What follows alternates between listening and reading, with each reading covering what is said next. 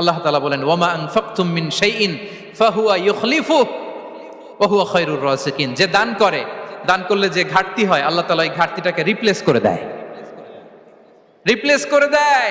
বিষ্ণু ইসা ইসলাম বলেছেন মা নাকাসা মালু আবদিন মিন সাদাকা। চ্যারিটি করলে, দান করলে আল্লাহ তার সম্পদ কখনো কমায় না। প্রতিদিন সকালবেলা দুজন ফেরেশতা নেমে বলতে থাকে আল্লাহুম্মা আ'তি মুনফিকান খালাফা, আল্লাহুম্মা আ'তি মুমসিকান চালাফা।